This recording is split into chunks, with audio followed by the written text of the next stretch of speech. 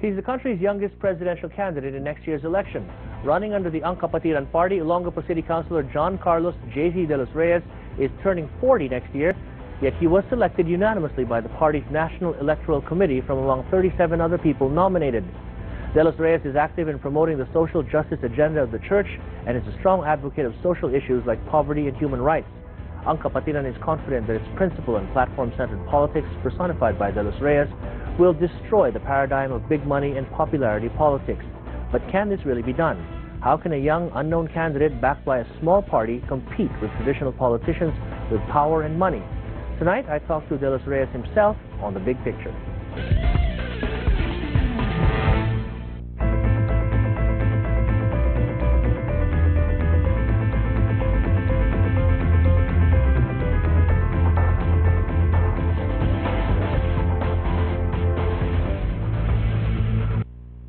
J.C. de los Reyes has a degree in theology from the Franciscan University of Steubenville in Ohio, a master's degree in public administration from the University of the Philippines, and a law degree from St. Louis University in Baguio City. He's lead animator of Solidarity Philippines, a movement that proactively advances the social justice agenda of the church.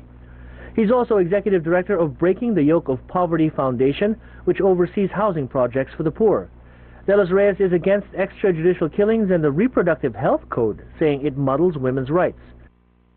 Joining us here in the studio is Olongapo City Councilor John Carlos J.C. de los Reyes, Ang Kapatiran candidate for president in the 2010 election. Good evening, sir. Nice to meet you, and welcome to the show. Hi, Ricky. Thanks for me. Of course, I know Nandi Pacheco and other members of the Kapatiran party, and I've always asked them this, and I'll ask you this as my first question. How do you plan to actually give yourself a realistic chance of being elected without the resources that traditional political parties have? Yeah, Ricky, we intend to go straight to the people. We've been going the rounds. I just came back from Masbate, Legazpi, Sorsogon. I came back from Bacolod.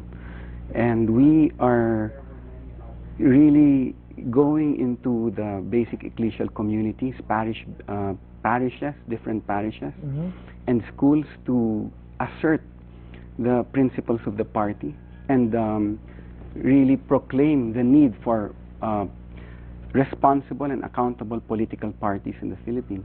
So you're going through the, how do you put it, the parish networks, yes, to build your machinery? Yes, Ang Kapatiran is just a response to the call of the church.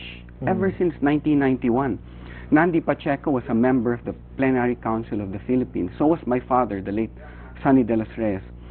In the Plenary Council of the Philippines, it is the church who is encouraging the laity to actively involve themselves in politics according to the gospel values of Jesus Christ. So are you using the church network to build the base for the party then, for your bid? Yes, because even in Deus Caritas Est of Pope Benedict, he says that a just society is the achievement of politics and not of the church.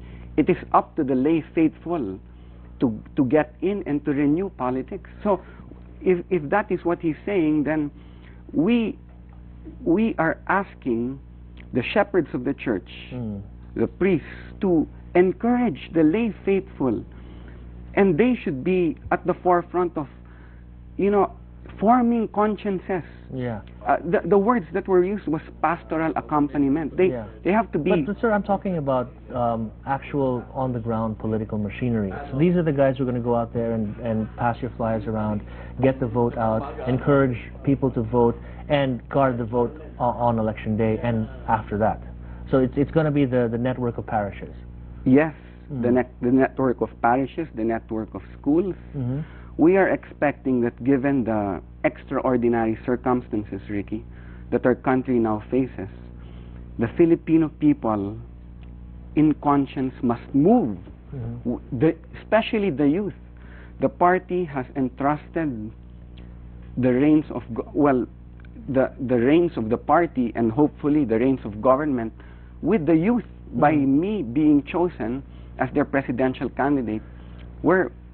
Well, the party is making a statement. Does this have the backing of the hierarchy of the church? I mean, you're going through the parishes, but is that being done formally or informally? Is there a sort of endorsement from the hierarchy, meaning the CBCP? Not yet, Ricky. But we are prophetically asking them that if we are to address the ills of society, rampant graft and corruption, rampant poverty, you know, the government is just not responsive to the needs of the poor. Yeah. They have to move. Yeah. So if the CBCP actually says the Kapatiran Party is the party that the church should support, then the mobilization will come from that network. I don't think the CBCP, and we would understand that the CBCP will not openly endorse ang Kapatiran. But what we're trying to say here is, it is incumbent upon them to show the way, to point out, to point to the right direction, and tell the lay faithful that if you are to support candidates, at least these are the principles you have to support. Look for the political party or the candidates that yes, actually, we'll get to that, but what I'm trying to get to is trying to get a sense of the kind of, for lack of a better term, machinery that you're building. Because whether you want, I know that non-traditional political parties want to sidestep the traditional political machineries of barangay captains and mayors and all that, because we know what they want. So, but to get elected, you actually have to build something which I would call a parallel machinery, and that's what I'm trying to get at right now. I mean, we can talk about what you stand for, and we'll certainly give you time to do that, but I'm trying to examine right